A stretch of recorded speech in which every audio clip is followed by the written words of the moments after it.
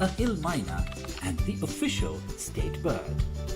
This quirky father-daughter duo is here to share some important information on all things related to conservation and natural resource management and more. Mai Mai and Patla have been doing the rounds across Meghalaya as green ambassadors, educating communities about many exciting initiatives supported by the Meghalaya Basin Management Agency and its different projects and collaborations. They have become quite familiar and loved figures, especially among young children. The arboreal wonder cat and the chatty little birdie will be donning more roles in their mission to impart knowledge and awareness in communities and schools and empower future generations with the tools and understanding to drive their societies towards a bright social and economic future on the back of environmental wisdom. Coming to your neighborhood, screens and radio stations, Mai Mai and Bakla.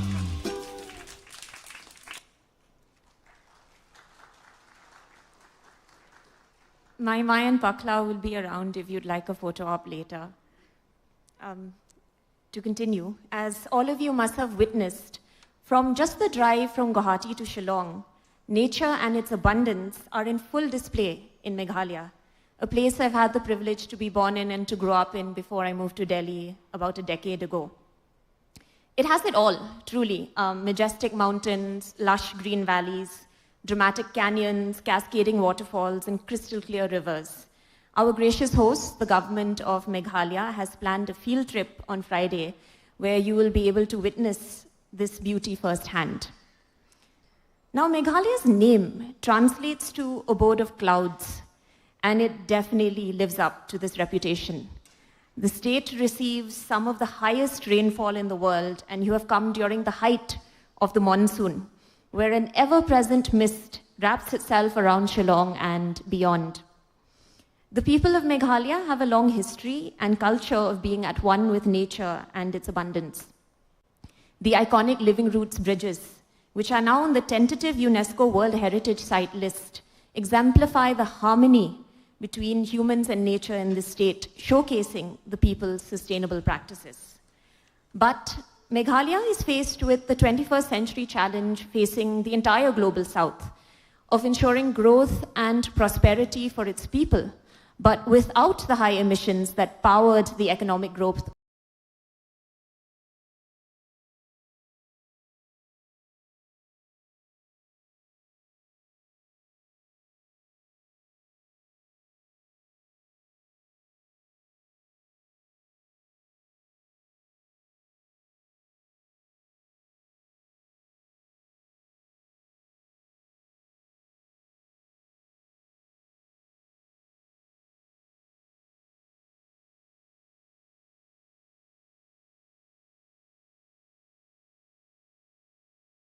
Information sharing is key to unlocking the path towards a green transition. I am, and I am sure all of you are as well, looking forward to the discussions and the ideas that this dialogue will enrich us with over the next 2 days. Once again, I extend a very warm welcome to you all, and I'd now like to call on stage Dr. Samir Saran, Chair of the T20 Secretariat, member of the T20 India Core Group, and president of the Observer Research Foundation, to set the stage and the context for the dialogue.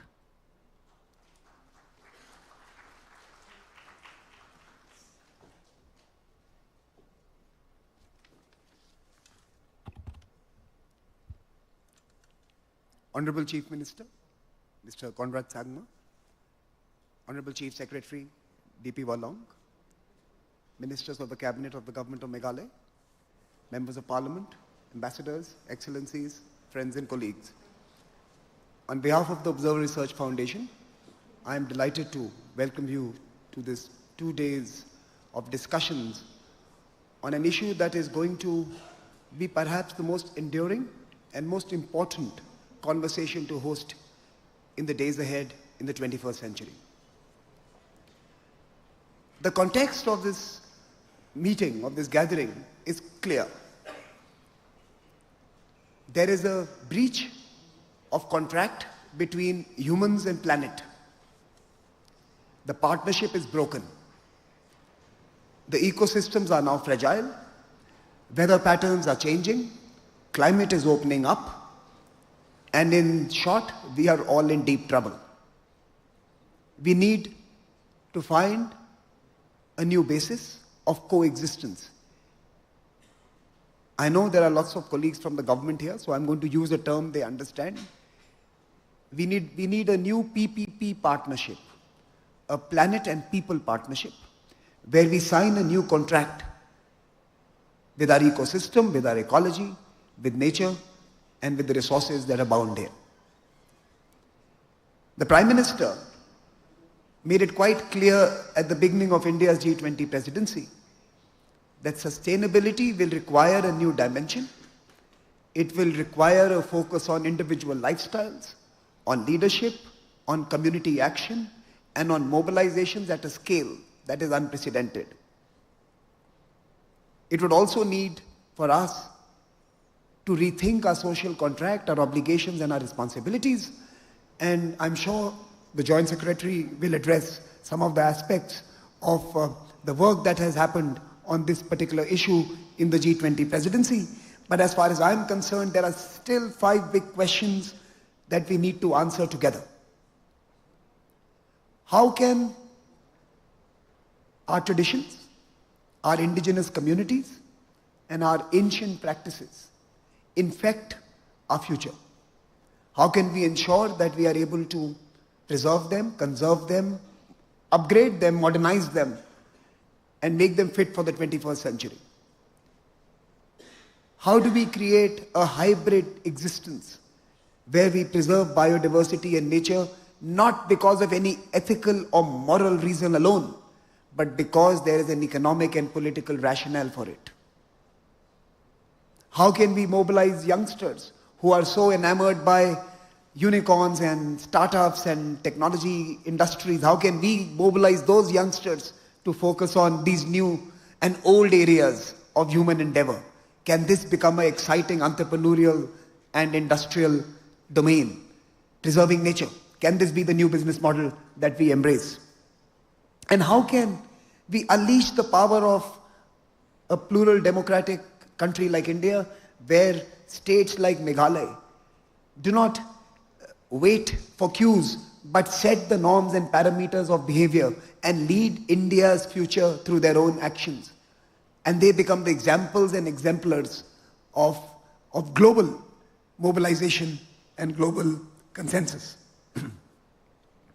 But most importantly, how can we use one of India's greatest gifts, a state like Meghalaya, to create a global hub for climate action, where radical green technologies, traditional cultures and choices, and international finance and technology come together to serve the millions, hundreds of millions who depend on the Himalayan ecosystem, on the rivers that flow through this very dynamic region? And can we build this 400 million strong community of co-travelers who can work together? Now, Meghalaya has a permanent ambassador in New Delhi, my colleague Letitia Varjiri. And whenever I throw a problem at her, she tells me Meghalaya is the answer. I decided that it is time that we bet on Letitia and bet on Meghalaya. And I have 3 ideas to share with you as we look ahead. Let this not be a conversation that is restricted to the G20 and the year of India's presidency. Let this be the beginning. And Mr. Chief Minister, I'm using your presence here to suggest that let this be the first of an annual gathering of experts who come together to discuss green futures, green financing, adaptation, resilience, farming, productivity, and let Meghalaya become the equivalent of the Davos of our green future, where indigenous cultures, communities, tribes, peoples, customs, culture, all fuse with the ecosystems and ecology and natural endowments that abound here. And can we make this the first in the series of international thinking, international action? Can we bring the startups who are working on green technologies to Meghalaya every year to share their experiences and journeys? Can we bring investors who are investing in new technologies to Meghalaya every year under the same platform? Can Meghalaya be the platform state that will change and usher in a new era of green future thinking? And that is something that we should all think about as we gather here for the next 2 days. Let this be the first and not just a stop in the journey of India's presidency. Let this be the beginning of a new journey of our green future. Second,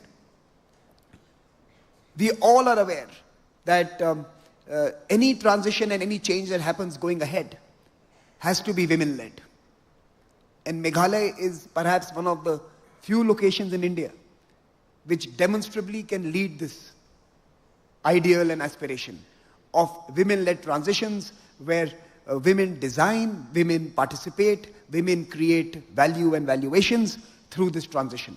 And can we put women and communities at the center of growth and not chase the big industry or the big market capitalizations, but let's celebrate the boutique and the niche as we create value for everyone.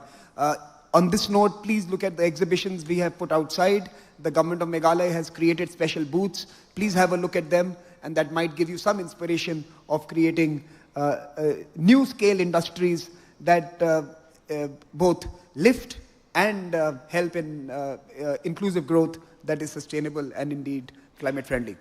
And finally, and this is something for all of us to think about, can we agree on 5, 6, a handful of strong ideas that we should convey to Madam Eenam Gambhir and to the G20 Sherpa and to the Secretariat on issues that we believe must be taken to the Leaders Summit? So my third and final proposition for all of you is that can we come out with a Meghalaya declaration where we submit to the Secretariat 10 big ideas that the Sherpa track must consider and must be agitated. And I think this is a simple task for over the next 2 days for all of you to do. But let me thank you once again for joining us. Let me thank the government of Meghalaya, the Chief Minister, the Chief Secretary, Sampatji, who has been a co-traveler on this journey for a few months. We all at ORF are committed to Meghalaya. We are, as I was mentioning, already in love with your state. We have a permanent presence in our office. And we hope this is truly the beginning of a long and fruitful journey together for ORF, for the state of Meghalaya, and for all who are gathered here. Thank you once again, and thank you for having us here.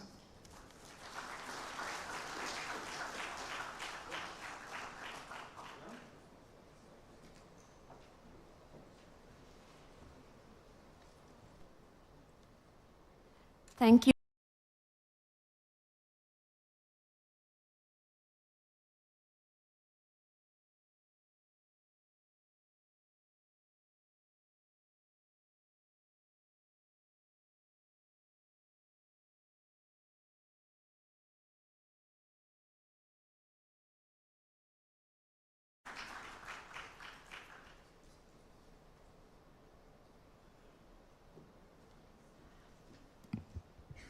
Thank you very much to the organizers of this event, to ORF, Honorable Chief Minister, Mr. Conrad Sangma, Honorable Chief Secretary, Mr. D.P. Walang, and all the officials and other delegates that are present here.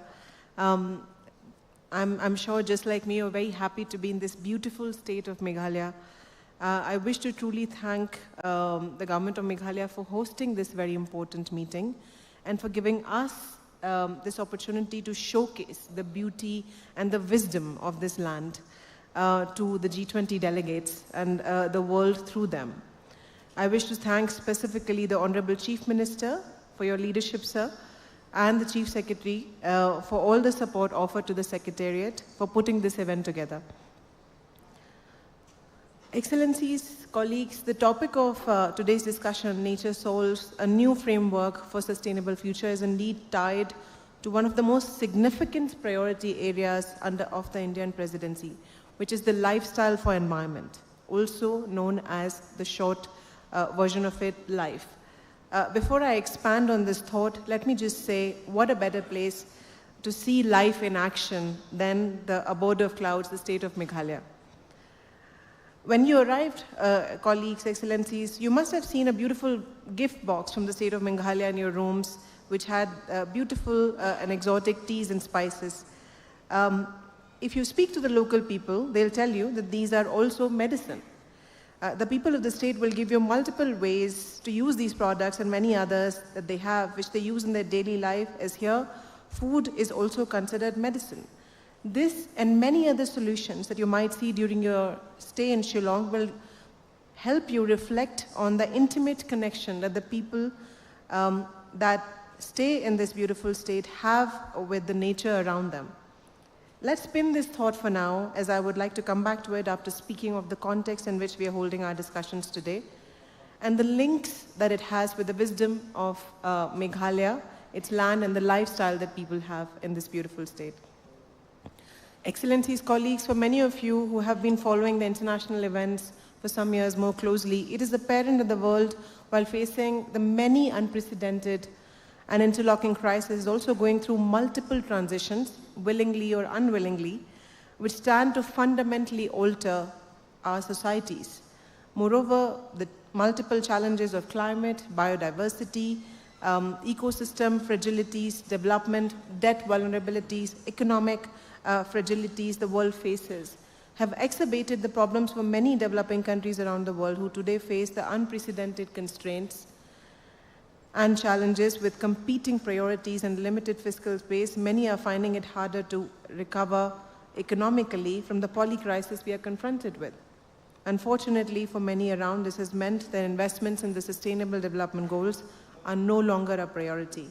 Countries not only face disproportionately large needs for building climate resilience, but also the imperative to modernize and accelerate growth without carbonizing, while managing disruptions in the global supply chains, market volatilities, and lifting people out of poverty all at the same time. In many ways, this situation is truly unprecedented, as no country in the history of the world has ever done all of this at once. And we live in extraordinary times, and therefore we need extraordinary solutions. In the backdrop of these multiple and interlinked crises, India took over the presidency in December 2022. And immediately after taking over the presidency, Prime Minister Modi convened the first ever Voice of Global South Summit to listen firsthand to the problems as well as the solutions that the developing world needs from influential forums like the G20. During this summit, we debated many issues and asked several questions.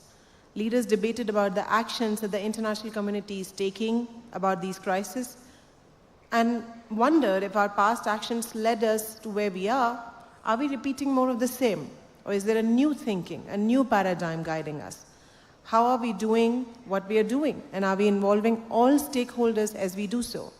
What are the parameters of success? Is anyone being left behind in our efforts? And are we crafting and creating any spillovers from our actions which are affecting people outside our borders? And if it is true that we may be repeating our old patterns, what do we need to reimagine to deliver on our problems while not creating the same challenges that we have today? Excellencies, colleagues, what followed was a very fundamental discussion between leaders about the state of affairs and the solutions we need. The leaders of the developing world were very clear that the climate crisis today is the result of an old and outdated development approach that disregarded the environment. For decades, countries have developed while disregarding the environment and ignored the consequences of their actions on nature and non-human life. As the development models of the past were based on trade-offs with the environment, the measures of growth and prosperity, for example, the GDP, also came to exclude the cost of our actions to the environment. Consequently, the growth models, economic approaches, international support available and suggested to countries were in many cases based on fueling consumption. It may appear that there are almost non-existent alternatives to this model and near-absent international support system for an enabling environment for alternative approaches. In this scenario, and as the developing country which has strong development aspirations, India has put forward a visionary idea of anchoring our actions, our consumption at the individual level through the lifestyle for environment, the life approach. India's priority on life epitomizes the theme of the Indian presidency, one earth, one family, one future, like no other concept. And it's also an urgent call to action, because it requires us to see us, the collective us, as one earth, and calls upon us to demonstrate solidarity for those in need, including the non-humans. Truly leave no one behind, mobilize resources and direct our efforts where they're needed most. It calls us to act as one family and to break all silos and work on our connections, relationships with each other as communities, societies, nations, and more importantly, with nature. It calls upon us to integrate our approaches, build systems that leverage synergies rather than benefit from trade-offs. It inspires us to work for our one future and keep the aspirations of our young people at the center of our actions. It implores us to act in a manner which does not and will not put their survival in danger. Excellencies, colleagues, we have come a long way since 2021 when the Prime Minister announced the idea of life, the lifestyle for environment at the Glasgow Summit. And last month, G20 made this idea its own by adopting the key and very ambitious high-level principles to take forward this idea. And yet, as we work to mobilize support and galvanize G20 consensus on these principles, we became very aware that we are barely scratching the surface of what really needs to be done to address the challenges that lie ahead of us. As the world builds towards a sustainable future where decarbonization is inevitable, we would need to prepare and mainstream development models based on synergies rather than trade-offs with the environment. To deliver this, we would urgently need to reimagine old paradigms. And in that journey going forward, solutions such as those we see in this beautiful state of Meghalaya are rooted in a grounded relationship with nature. They are fundamental for us. Excellencies, colleagues, the high-level principles on lifestyles adopted by the G20 development ministers, while providing a blueprint of achieving our climate and development goals in an interconnected manner, also deeply support and acknowledge the role of traditional communities and local practices for sustainable consumption and production. And this brings us back to the thought that we began the discussion with. For the people of Meghalaya and other such traditional communities in India and around the world, life, that is lifestyle for environment, is the way of life for not only individuals, but also for their economies, their policy makers, and the societies. Meghalaya has long championed the idea of a holistic economy which recognizes the value of nature and preserving environment. The complex web of community actions, government policies, as well as multi-stakeholder partnerships like the growth model of Meghalaya present one of the leading examples of growth strategies needed to build a sustainable future. For communities in this land, nature-based solutions do not just mean planting more trees which absorb excess carbon from the atmosphere. It means living in harmony with nature while having an intimate relationship with it in all aspects of their lives. If we speak, for example, of the recent discoveries of science about the intricate relationship between the mind and body and the complex ways in which the various organ systems within the human body speak to each other, the very complex interlay of systems communicating not only internally but as well as with our external surroundings, we will realize that traditional healing communities in our societies have always known about this relationship and have acted and healed based on these principles and natural laws. It is widely considered in these societies that the cause of a disease is the imbalance and relationship between mind and body at the individual level and between humans and nature at the global level. It is crucial that balance and harmony rooted in the understanding of our interconnectedness form the basis of this crucial relationship with nature that we need to restore. Just like any other relationship, it is clear that there is a lot that we need to relearn and reimagine to find solutions for our big global problems. Most important amongst these tasks here is to scale up the local frameworks, platforms, and solutions that our communities have always known and make them mainstream in our global policy discourse and mainstay of our global agendas. Therefore, what we want is not only for the world to come to Meghalaya, but also for Meghalaya to showcase to the world what its communities have always known about living in harmony with nature. And I'm very confident that through this event and the work beyond, the young people of this beautiful land, under the leadership that it has, are ready to take on that responsibility. Thank you very much.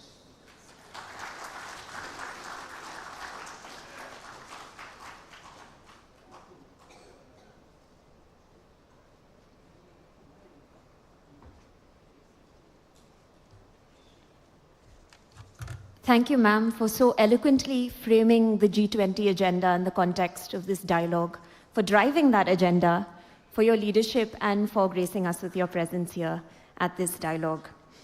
I'd now like to call upon the Chief Secretary to the Government of Meghalaya, DP Walang, to please give us his keynote address.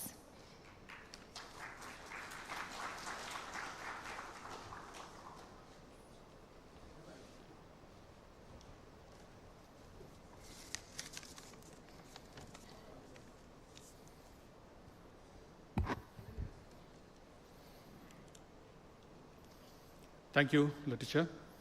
Very good morning to all of you. Our Honorable Chief Minister, Shri Conrad K. Sangma, the ORF President, Dr. Samir, Saran, Joint Secretary, Madam Eenam, Gambhir, Principal Secretary of the Government of Meghalaya, Sampat Kumar, our DGP who is present here, Shri L.R. Bishnoi, the Excellencies, ambassadors from different countries who are here, delegates from different states of the country as well as from outside the country, members of the press, a very good morning and welcome to all of you to this very important event. Thank you to ORF for partnering with MBMA to organize this event in Shillong, and I'm sure all of us will benefit greatly from this event. I'm one of the 3.8 million concerned citizens of the state. I stand here not only as the Chief Secretary of the state, but also as a concerned citizen. I'm concerned because today, as we sit here, we are sitting amidst one of the richest biodiversity hotspots in the world. We are sitting in a place with the highest rainfall in the world, the most friendly temperature all year round, a state with very low carbon emissions, a state with the cleanest village in Asia, one of the cleanest river in the country, and also a state which is predominantly tribal and matrilineal in nature, but lately bearing the brunt of climate change. We are witnessing flash floods with disturbing regularity. We are witnessing landslides and at unexpected places, and also experiencing annoyingly high temperatures at times in the state. Climate change is not fiction. Climate change is a reality, and events that accelerate climate change are witnessed on a day-to-day basis. It is not a mere rhetoric or a hysteria. It is staring at us right in the face, and it is one of the biggest threats to our fragile ecosystem. An ecosystem in our state that is managed by local communities through community engagement. We are all witness and will be witnessing, for those who have come from outside, the sacred groves in Meghalaya. You'll be, I'm sure, visiting some of them. These are all testimony of the community engagement and efforts made by the local community towards a better ecosystem. Being on the wrong side of the 50s, I'll narrate just two incidents to prove and to exemplify what climate change is all about. I remember about 35 to 40 years back, during winter vacations, we would go to our village, which is on the southern slopes of Meghalaya. That is beyond Mausanram, and we have to trek and walk for about 2.5 to 3 hours. A very treacherous route, difficult terrain. When we reach our village, we'll always be welcomed with oranges. When you sleep in our bedroom, oranges all over the room, on the roof, on the floor, everywhere. That was just 40 years back. we would not be throwing paper rockets or throwing stones at each other. We would be throwing oranges at one another. Such was the plenitude of oranges in that place, just 40 years back. Last winter, I went to my village, and when I was looking for an orange for my cousin, I said, I want to have some local oranges. He had to go to the shop to buy an orange. So that is the change that has happened in the last 35 to 40 years. You ask the local farmers with the traditional wisdom, they'll say only one thing: the soil has changed. The climate has changed. The weather is not the same anymore. The humidity has changed. Therefore, we don't have any more oranges. Very sad, but it's a reality. It's not rhetoric, as I mentioned. Second, again, about 35 to 40 years back, I remember Rotary Club. Some of you are Rotarians over here. Rotary Club arranged a walkathon. Here in Shillong City, we had to walk from Shillong to Barapani, and we get these certificates that we participated. Very exciting for all of us. Then in the evening, they ended the program with a sort of a lottery, lucky dip. They had a lottery system. That was in State Central Library. And I remember I went there with my dad. So the third prize, fourth prize, everything was very exciting. Second prize was very nice, a stereo system. We had a turntables at that point of time. And the first prize, I asked my, what is this first prize? I've never seen, never heard about this. I was a young boy, of course. He said, this is a refrigerator. The first prize was the refrigerator. I said, what does it do, the refrigerator? He said, this is where you keep your food and all that. I said, but we always keep our food in a traditional dooli, we call it, at home. We have a dooli, which is sort of a wooden structure with a netting in front to let in air. He said, this will replace the dooli. Of course, we didn't have words like climate change at a point of time, but it was an indication that things were changing. From the transformation from a traditional dooli to a refrigerator is one step which shows that the climate pattern is changing and has begun to change. That was 35 to 40 years back. So today, I don't think so there is any Khasi household in Shillong town, very few perhaps, who have and still have a dooli, but everybody has got a refrigerator. Same is the case with an office space. We never used to have fans in the office. Now we not only have fans, we have fancy ACs. So a lot of transformation has changed in the last 30 to 40 years. So the question is, well, you are a person from the government. You're narrating all these incidents. Yes, they are true. So what is the government doing about it? Under the leadership of our Chief Minister, of course, you'll be keen to know that in the last five and a half years, a lot of steps have been taken to combat and to at least try to balance out, as Dr. Samir was saying, this, breach of contract, a very interesting concept, a breach of contract between nature and human. One of the interesting initiatives taken is the PES, Payment for Ecosystem Services. Payment for Ecosystem Services, I think so it's very unique. It's done only in the state of Meghalaya, in which there is a process of carbon sequestration and which we have targeted about 50,000 hectares all over the state, already completed plantation in about 17,000 hectares. So we are hoping that at least the local communities, this is not done by the government, it's done in partnership with the local communities. I'm sure that eventually 50,000 will escalate to much more, leading to a lot of greenery and plantation in the state. 50,000 is the initial target that we are talking about. And this payment for ecosystem services is a system in which the government encourages the local community to participate in plantations. This is happening, and it has already started. 17,000 hectares has been put in place, and I'm sure that the balance will also be completed very soon. We also have a very interesting concept of forest management plan in which already about 1,000 villages, separate from PES, have participated, in which there is a lot of plantation, there is a lot of reforestation taking place all over the rural areas. Because we are concerned, we have seen, we are talking about deforestation, we are talking about the negative impact, but these steps will, I hope, will balance out what we have just discussed. Then we are aware that 70% of the population in Meghalaya comprises of the youth. Therefore, we have to get the youth also engaged. Therefore, the VCF, the village community facilitators, are also there in the state, in which 6,500 of them have already been appointed. These are the young boys and girls who will basically help the local communities to ensure that the environment, the ecosystem is protected, and they are the messengers of green. So these are the initiatives that we have taken. Of course, we have the Natural Center of Excellence for Natural Resource Management, which again is very unique. We have a Center of Excellence for Natural Resource Management as well as sustainable livelihoods in our state.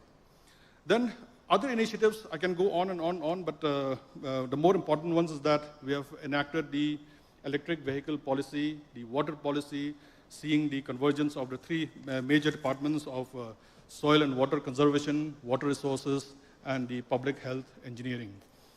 So, have we done enough? That would be the obvious question, because these are the steps that we have taken, but have we done enough?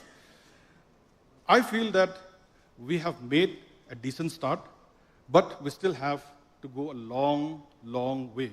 It has to be a sustained effort. It has to be a continuous effort. And I'm sure that with an event like this, where more minds will pool together and give us ideas how to take things forward, I'm sure that we'll have a better future to hand to the future generation. We have to focus on climate change resilience, sustainable resource management. We have to focus on water resource conservation. We have also mapped about 60,000 plus springs. You may say, what's the big deal? 60,000 springs we have mapped, what's the big deal? But the big deal is that this information, after we have mapped, is being shared with the local communities so that the local communities will know what is the status of your spring in your village or nearby village. Is it depleting? Is it the water level is still okay? Or it's going to dry up in a couple of years' time. So all this information are being shared with the local community, and I'm sure that with the sustained efforts that we're putting, with the engagement that we have with the local communities, more and more better solutions will come up in the future. Biodiversity conservation is also a very important step, and I'm sure that with the formation of the 6,500 biodiversity management committees in different villages, this will also go a long way. Sustainable tourism. Tourism, brick and mortar buildings like this is nice. This is good for MICE tourism in an urban area. But in the rural areas, we need to focus more on sustainable tourism, adopt nature-based solutions, and go along with good, walking trails, nice treks, and all that. Indigenous knowledge and practice should not be ignored. This is what we have to take care, whether it's medicinal plants, whether it is food habits. I remember when we were young, we were one of the most basic diet that we used to be given used to be millets. It's all forgotten till this year when it's declared as the International Year of the Millets. Again, we are talking about millets. But in between 30, 35 years now, nobody has talked about millets. So we have to talk about the indigenous knowledge and practice also. And last but not the least, green infrastructure and urban planning. We are shifting the administrative setup to New Shillong. I'm sure that we need to have more green space. The most important thing is that we need good green space. You go to any good capital city in the world, they have adequate green space, and I'm sure that we will take the same path and also use technology. One of the talking points, in fact, in the state today is mining. But the state has taken efforts now to ensure that we use technology, and scientific mining is on the cards, and in about 3-4 months' time, I'm sure that this will bear fruition. That will be a real game changer for the state when it comes to mining. So, a lot of things will be discussed in this forum. A lot of ideas will come. Nature solves. We have to take care of nature. And as you develop a new framework, I request the organizers, I request all those who are participating here, let's walk the talk. Whatever decisions you take, please escalate it to us so that it can be actionized, and let it not remain within the four walls of this room.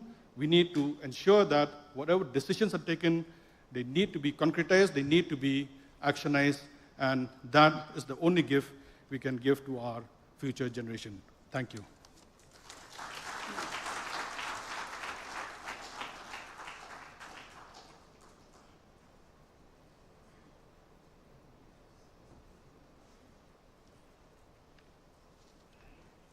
Thank you, sir, for your evocative speech, reminding us that climate change may seem abstract, but it's actually very real and its consequences are vast and far-reaching.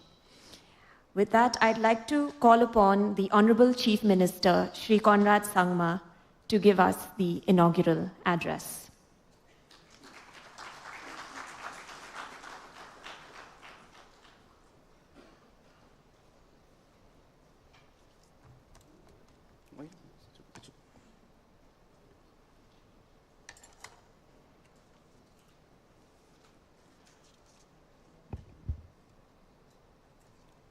Shri D.P. Walang, our Chief Secretary to Government of Meghalaya,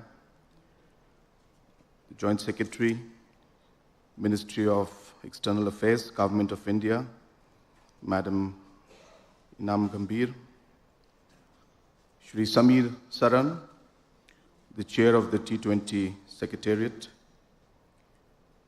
all the other officials who are present out here, members of parliament, dignitaries, ambassadors, excellencies, our chief executive members from district councils, and all my dear friends who have come here to be part of this very, very important, and I must say a historic moment. I first of all would like to take this opportunity to welcome all of you to our state, and I hope that you have a very, very pleasant and a very comfortable stay in our state of Meghalaya. And along with that, I do hope that this particular dialogue would be a beginning to many other discussions and actions to be taken up in the days and months and years to come. I was recently in Delhi. I just came back last night. And I had met one very senior person. I will refrain from taking the name. And while speaking, we were discussing about climate change. And we are all quite aware of the different situations that we are facing as humanity. And something he told me was quite something that I didn't expect would be happening so soon. But he told me that in the next 8 to 10 years, the entire Arctic will melt. And the new trade routes will change. And the routes that we take now are going to be different from the trade routes we take in the next 10 years' time. And hence it's an absolute necessity to start studying the different trade routes, because I'm told it'll reduce the distance by about 1/3. So when I heard that, that really shocked me, and I'm sure like it must have shocked a lot of you, that's going to happen. Talking of a decade and the Arctic will be gone. The Arctic will be gone.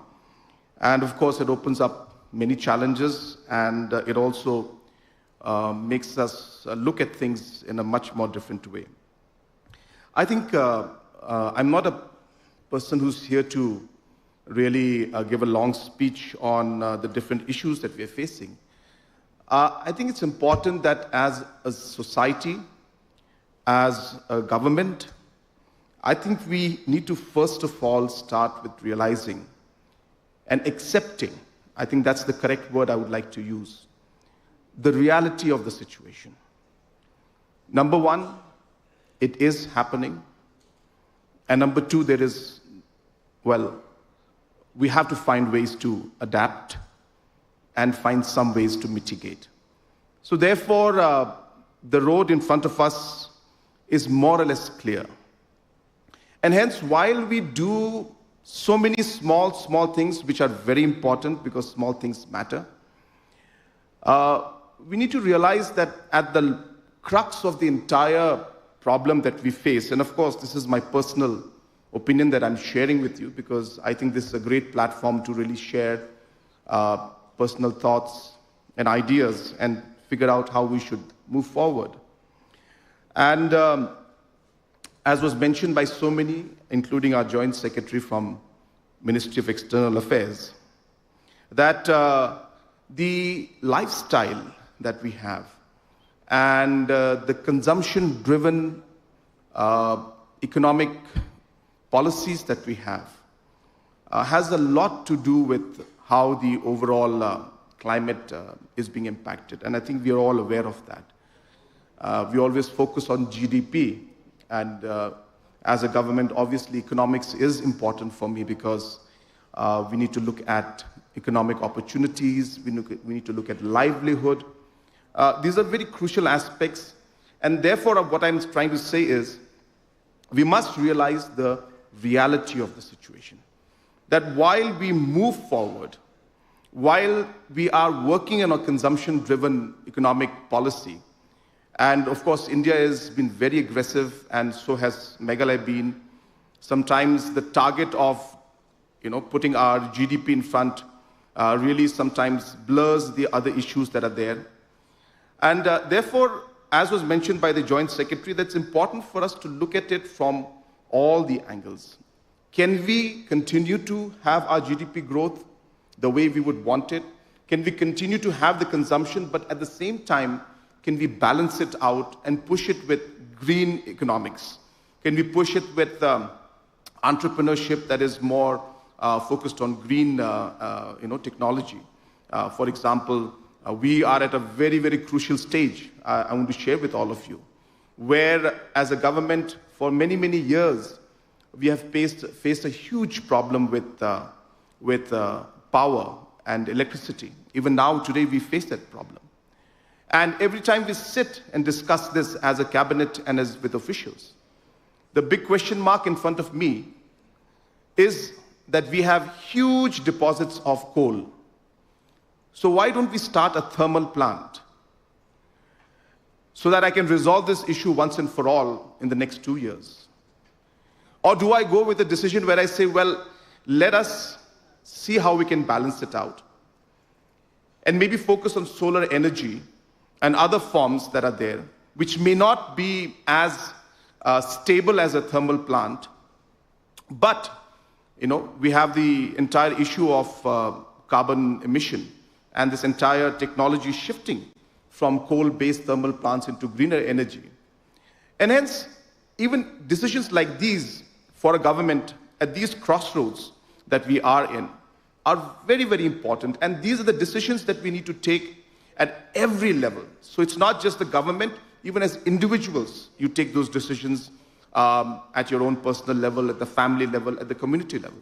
And hence, I think what is important is that we need to face the reality. We need to realize that this is real, it's happening. We need to realize that there are challenges where we need to balance between the livelihood that we need to create, because economics is important. But at the same time, while the economics is being created, how do we balance it out with green and sustainable energy, technology, designs, and policies that we need to create? So that's really where we are, and I hope that the deliberations will help us, because let's be very clear, we cannot ignore the other aspects also. So we may want to, and we may want to say that, no, you have to do this particular policy. But realizing that the practicality of things are not there for us to do it, we need to move forward. Now, our Chief Secretary was mentioning to you about the sacred groves. Now, I'll tell you a reality of what things are. I don't know how many of you have taken the walk, and I hope that maybe some of you will get a chance to walk on what we call the David Scott Trail. It's a very old economic road or a passage that used to be used by the British before India's independence to transport the products to Bangladesh, now Bangladesh. And that was a route that was used. And there is a lot of semblance of that even today. You will see the bridges that were made in the 1800s, late 1800s. They're still intact. The stones on the road. It's quite an interesting passage. But more importantly, you'll realize that that's where the sacred groves are. It starts with the sacred groves. And as you move and you go forward, you cross the river that is there. And suddenly there is no more sacred groves, and there are, well, not many trees. And there is a lot of small mines that are being mined out there in a very unscientific manner. And you will realize that why is it so that this side of the river, it's like that, and that side of the river is different. And when you go a bit deeper into things, you'll realize that there are a lot of government offices towards Mauplang area and towards the sacred groves. A large number of people are government servants. A large number of people also have, other forms of livelihood that are going on. And hence, maintaining a sacred grove somewhat becomes easier because livelihood issue has been addressed through other means. And when you cross on the other side of the river, that is not the case. The people are struggling to have their livelihood at a certain level and be comfortable. And hence, the only thing they can do is be dependent on the forest and the forest products. I think this is a really clear example of the fact and the problem that I'm trying to share with you as a government and as a chief minister, that at the end of the day, until and unless we are able to give alternatives to livelihood, until unless we cannot create parallel economies and systems, it is difficult and sometimes unfair for us to expect that people will switch in a matter of a day. Now, we had 2014 when the NGT came and they banned the unscientific mining that was going on in Meghalaya. Now, this mining has been going on for 200 years by the people in that exact same way. May not be the best and the safest for the people, but that is what was happening. And suddenly in 2014, you just come in and you say, well, this is illegal. There are lakhs of families that are dependent on this particular livelihood program. Now, I'm not trying to justify whether it's right or wrong. I'm just trying to give you a scenario. And I would presume and I would expect, and I would have looked at it from this way, that you need to allow the system to change. You need to give that option and that space for people to shift or transit into whatever is better. And hence, at the end of the day, while we look at this, and I hope this dialogue will look into that aspect, that we need to realize the reality of things, we need to keep the mindset. So we need to realize that people's mindset is very important and how we're going to work through that mindset. And we need to realize that it has to be a transition that we're going to do. We can't expect things to change overnight. And that's the kind of dialogue that I hope that will take place, realizing the facts, realizing the realities, not just of Meghalaya, of the globe and of India and of Northeast as a whole. And while you do that, how do we transit into an economy that is going to be much more sustainable, not just simply give an order tomorrow and say, well, these things have to change and you cannot do this from today. And of course, we are running out of time. There's no doubt about that. But the point at the end of the day is that we need to face the reality, and it's not so pleasant and so nice, but, well, that's what it is. And so I hope that this particular forum will keep all of these aspects in mind. I was happy to see the slogan or whatever, the nature solves. I personally feel that that it does, and it's absolutely right. But I think we need to allow it to solve it. You need to give the space. And so therefore, while you discuss and come up with different suggestions, I hope you go into that particular mode. Now, I'll come to the communities and why Meghalaya has been, a very, very strong believer in community-based governance and community-based society. And that has been actually one of our greatest strengths. And even today, almost all of the activities that take place at the grassroots level, the community leaders, the village leaders, they play a very, very important, a crucial role. That is something that I feel is a kind of an institutional setup that we have. And it really allows us to make things happen at the grassroots level. So for example, other states, they have the panchayati system in India.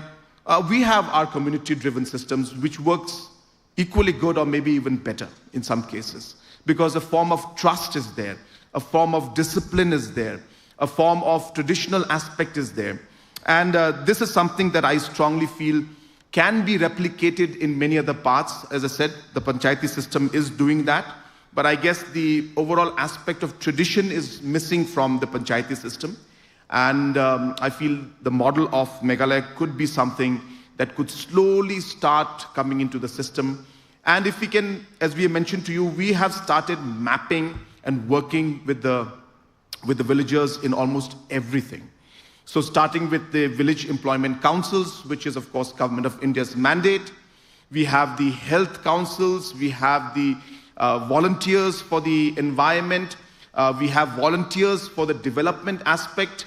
Today, I think Meghalaya will be one of the first states where we will actually have a volunteer in every 6,800 plus villages that we have, which means that we will be connected directly from development aspect directly to the 6,800 volunteers, who will each be given technological support, a tab or whatever technology platform. And we will be connected to the grassroots directly through a technology platform where we will integrate all of these aspects. Now, it sounds very simple and very generic, but the impact of this is huge. So tomorrow, suppose the individual person who is the, say, a beneficiary of old age pension. Our target is that, and our hope is that the old person or the senior citizen will no longer have to go to the block to get this money. We will be expecting that these volunteers will actually deliver the money and the benefits through banking correspondence, because we have increased our banking correspondence to about 1,500 of them. And I hope that we'll be having about 3,000 in a year or 2 years' time.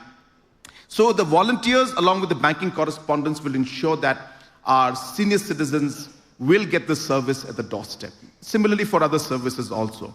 So hence, this kind of a very strong economic and a service-driven program is coming up. So we are using this community-based system very strongly even for governance. So therefore, this is something that is something that I strongly feel that other states could replicate. And I'm sure that in our tribal society, there are many states that have that system. So I think it would be great to study the pros and cons of this and discuss in the dialogue that you have on how we can move forward in this. I have a lot more to say, but I'm sure that this is only an inaugural session, so I don't want to go too much into the details. But I would like to comment on what Mr. Samir had mentioned, and I would like to inform him, and he'll be happy to know that we are in the process. We started this process last year before the elections, before the second term started. So we had started discussing, and we had cleared a project to put up a climate change center or a center of study of excellence in Shillong. And this is already, proposal has been cleared, and we should be starting the implementation of that this year itself. And it's not about just having that center, because obviously center means nothing if it's not activated. So our idea is to do exactly what you have mentioned, that we would want an annual conference to take place in this center. We would want children, school children, college children from all over the Northeast to come to this center, stay for 2-3 days out here, experience and learn about what's happening, because as they say, even if you can't do anything much about things, at least talk about it. When you start talking, that's when you start creating that awareness and the entire inquisitiveness among the children, and that's when things start happening. So let's talk about things. So we are hoping that this particular center of excellence will allow that platform to discuss things, and we would want this to be happening as an annual event. So it's exactly what you have in mind, but we have already started the work, and as I said that we have already sanctioned the funds for it.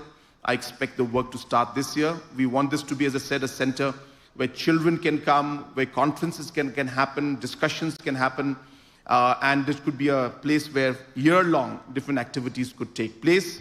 And I have always been a very strong proponent of the idea that the Northeast needs to look at 2-3 things together, and we can't segregate ourselves from it.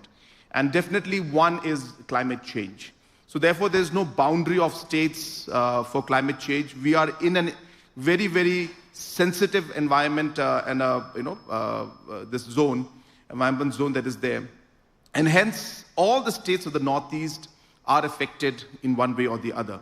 So therefore, we need to come out with certain policies and steps together and decide. And therefore, our idea was that we should have at least a regional Northeast conference along with other countries, like Bangladesh and Burma and Myanmar and Bhutan especially, who are within that zone and that certain square kilometers that will affect this entire area. So this should be an annual thing, and so environment-related issues need to be discussed together, and the entire aspect of Act East policy, so it means trades and economic, that also needs to be brought into the agenda, because that is what is affecting and driving the entire impact on the environment. So these two things need to be connected, and if we are going to talk as a Northeast region and with other countries around the region, then we need to ensure that it has to be complete. And hence, trade, economics, and the environment should be discussed together, and how we can move forward, as I said, as a country, as a state and a region that is going to be driven with sustainable technology, with sustainable inputs, methods. I keep talking to a lot of people that today the world is really moving fast in terms of different processes that are available. I keep telling people about aspects about regenerative farming. It is something that we really need to look into, and as an aspect which has not been given that much of importance, but it is something that we need to really study. And this is again, the question comes in. Again, I'm not giving my opinion in this, but an area which you need to study. That there's a traditional form of shifting cultivation better maybe environmentally, may not be from the fact of cutting the trees, but the fact that every time you till the land, then you are emitting those CO2s from the soil itself. And hence, but I think you need to really look at the entire region. The region has a lot of things to offer. This is almost like a continent on its own, with 200 different tribes and languages, where even one village from the other village doesn't even understand the language that the other village speaks. That's how the diversity is. And they have their own ways and means of doing things. I think it's important that what has worked for the past 200, 300, 400 years, I'm sure that there is something hidden in those practices that could be of great use to the entire world. And I think this is an excellent platform to really look into all of that, examine it, and see how we can take it forward. So, well, I have run out of points now, so, and you're lucky. So I once again would like to thank all of you for coming here. And this is a subject I tell everybody is really close to my heart. And I really am there to ensure that we can do things that was going to change things. I was just in the International Solar Mission headquarters in Gurugram just day before yesterday. And I was telling them that I'm exactly at this crossroads of thermal power and solar power and trying to figure out. Luckily for us, the demand and the requirement is not as high as bigger states. So maybe there are technologies which we could look at which could somehow give us the necessary power that we need. And so therefore, I'm just going to share, we'll be officially announcing it soon. So in about 2-3 weeks' time, we are coming out with a very large mission called a CM Solar Mission, where we would like to put individual solar units which are backed with batteries and inverters in the individual houses. This would be at rural level and at urban level and even for institutions.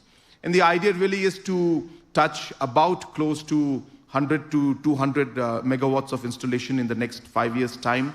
This is decentralized model.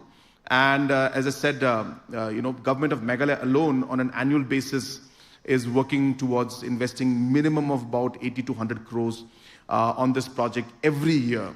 So which means in the next 5 years, we expect more.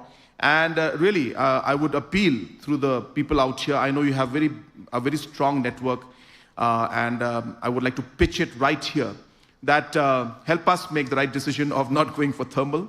If we can work together and figure out a way where we could provide clean energy, and some of you can partner with us. We're not asking that the CSR has to be given to the state.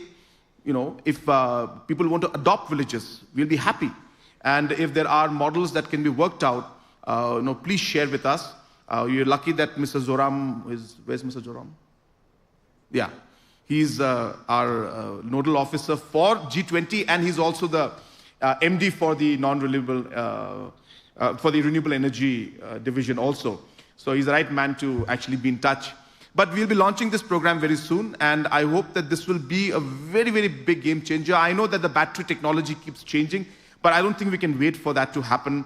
Let us start somewhere and move forward. And I hope that in this also, Meghalaya can show a way and lead. And we are targeting, as I said, that we have about 6 lakh plus households in the state. We expect to touch at least about close to about 1 lakh households within this next 5 years is the target we have, which is not really large, but obviously financial constraints are there. But with the support from all of you and with all your ideas and contributions that we can make, I'm sure that this could be one of the really successful programs that we are planning to have. And we're not doing it just like that. We have tried and tested this in the last 5 years in close to about 70, 80 medical setups like sub-centers and PHCs, where this is working perfectly fine. Even locations where there is no sunshine for 3 to 4 days, the system lasts and the power is there to be given to these institutions. So therefore, apart from that, there are many things happening. I don't think this is the right stage to talk about all of it. Our Chief Secretary has spoken some. I just gave you a hint about a few. And I'm sure during the course of discussion, you will hear much more, and then you will realize that how much Meghalaya is already doing in this line. But the challenge is so big that whatever we do is not going to be enough. So to conclude, again, I come back to my opening remarks. We have to accept the reality. We have to work towards changing the mindset. It doesn't happen in a day. We have to realize that ultimately livelihood is as important as the environment, and therefore we need to see both of these things together. We need to look at small things as well as big things, because there are small things that are, impacting houses like lifestyle, and but at the same time we have to look at the larger policy decisions that we take. So if we mix and balance all of this and have a healthy discussion, I hope that we will come out with some really good suggestions that could be then implemented in the days and the months and years to come. And as Chief Secretary has mentioned, let this not end with this 2-day conference. Let there be a feedback and suggestions given to not just Meghalaya state, but to all the different states of the Northeast. I'm sure you'll discuss Northeast as a whole. And that's very important. And I hope you'll discuss Bangladesh also and Myanmar also, because they're right there. We cannot ignore it. We cannot deny it. It's all part of the same region. And hence, only geographical boundaries are segregating us. So I hope you discuss all of this, give suggestions. And as I was mentioning to Mr. Samir, that we are already planning to make this an annual affair. And we would like this center to become one of the most aggressive and dynamic centers where discussions take place, suggestions come in, and action is taken to mitigate and obviously to adapt to the environmental challenges that we have. So a lot has been said. I apologize for speaking so long, but thank you so much for being so patient. And I wish this dialogue that we're going to have a great success. And I would also like to declare this particular dialogue in this conference as open. And once again, would like to welcome each and every one of you to our beautiful state of Meghalaya. Kublai Shibun, Matela, and Jai Hind.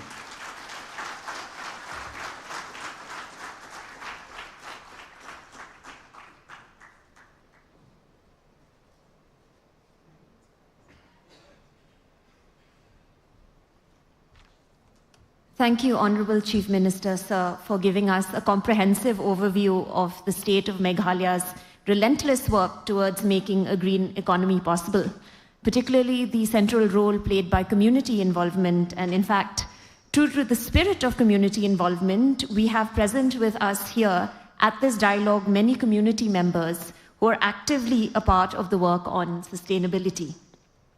I'd now like to call my colleague, Aparna Roy, who is an ORF fellow and ORF's climate change and energy lead, to give the vote of thanks.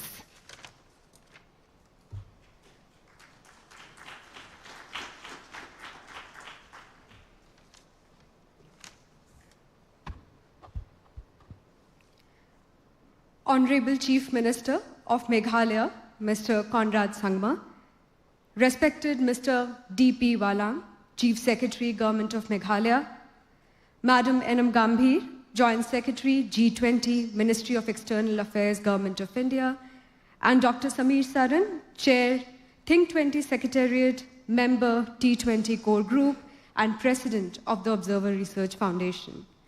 Thank you, esteemed panel, for the enlightening and thought-provoking perspectives that you shared with us today. India's G20 presidency has put great emphasis on green development with a specific focus on the need to reevaluate the relationship between humankind and nature and identify new frameworks which can help foster development and human well-being without compromising with the conservation goals.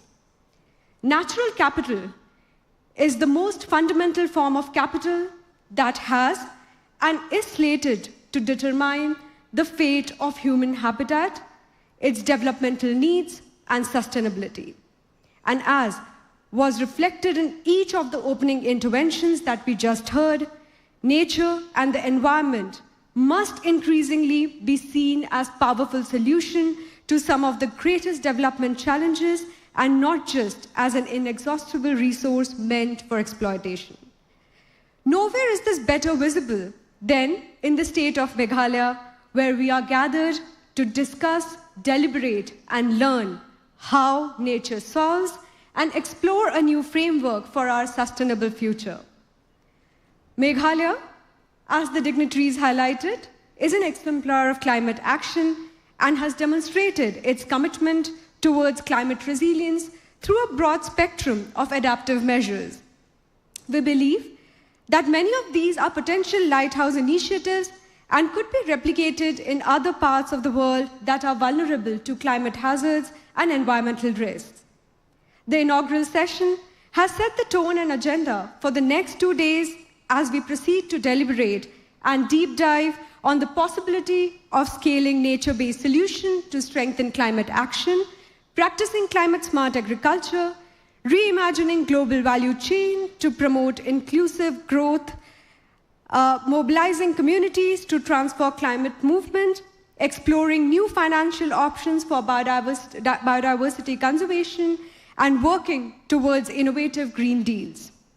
It is only if we brainstorm, build consensus, and act together that we will be able to create a new framework for our sustainable future, which is why a particularly special word of thanks to our partners and most gracious hosts, the State Government of Meghalaya and the Meghalaya Basin Management Agency, for bringing us together. Thank you once again to all of you for your presence and participation, and for traveling to the beautiful state of Meghalaya to share your insights with us.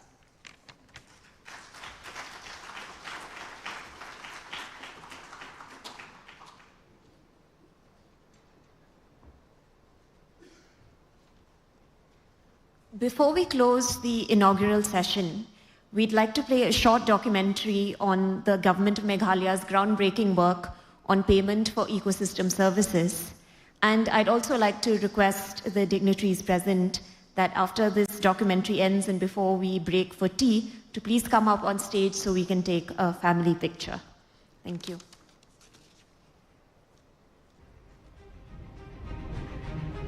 Meghalaya's forests are under threat.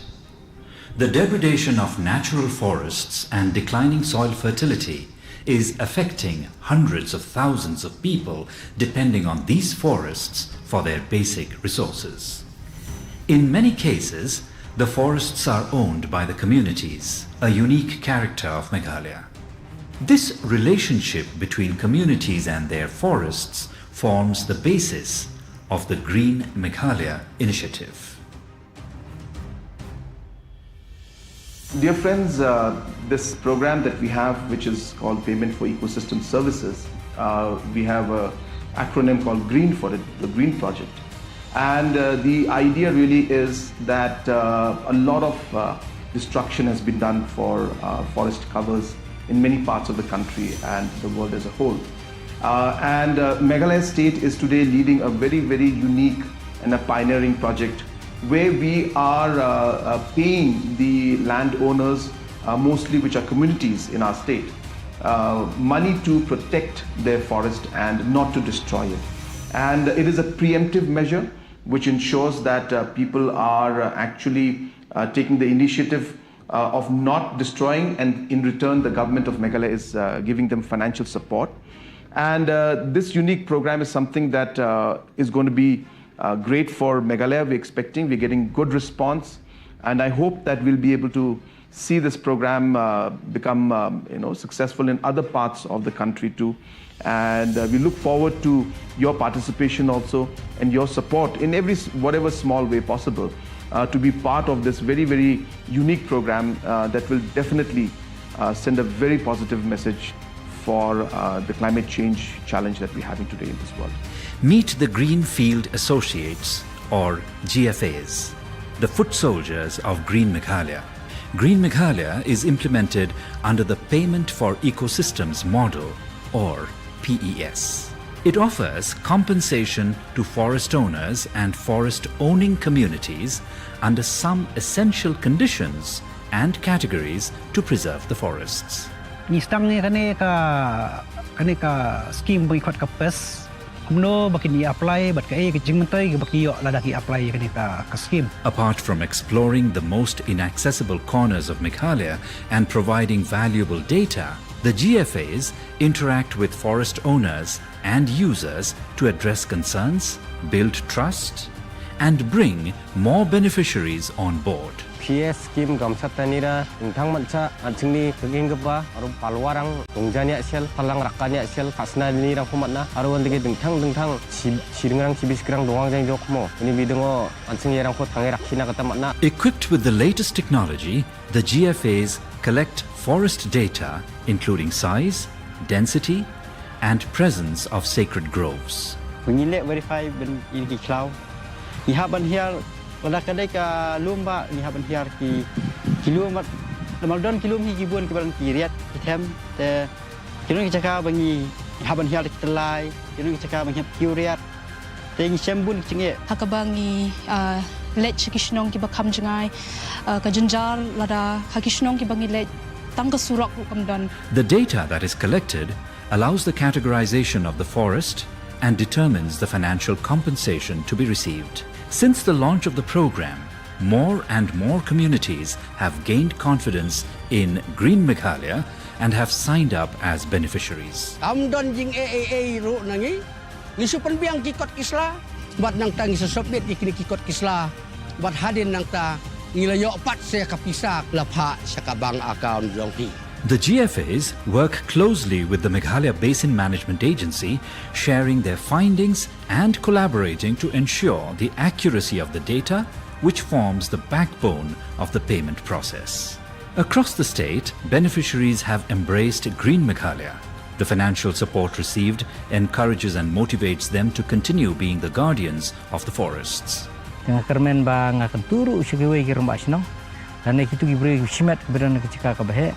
Mendai banteng dan mendai ban sungu banong kata jing sungu tak ham saya banong ba ka sarkar kan sesimno ya kan ka banda kala ai kita kilat jerap nam ta ka jimtoy rega de ke jingnang ka jungi kumno ban penunkam bar ka de ta nam ta ka jimtoy nam ta ka sinong kata na kam ta ka ri ka jungi ru ba pli keleng ta klau tam ta kimdon shu diang ki bahe. Green Meghalaya was launched in June 2022 with an initial objective to cover at least 50,000 hectares. In less than a year, more than half of this goal has been achieved. Green Meghalaya's inclusive model and data-driven approach have marked Meghalaya as a conservation pioneer, an initiative designed to enable communities to build a sustainable future from the ground up.